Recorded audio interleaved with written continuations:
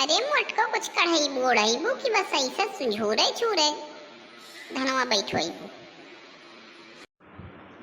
ऐसन मनोहर मंगल मूरत सुहावनी सुंदर सूरत है राजा जी ये करे तारा हल हाँ जरूरत मुहूर्त खूबसूरत हो। ए राजा जी ये करे तारा हल हाँ जरूरत मुहूर्त खूबसूरत हो। हमारा जाना ता बबुआ जियम हुई है नाना ईता लालन डियम हुई है ए ललना हिंद के सितारा हुई है नाना ईता सीएम हुई है हो।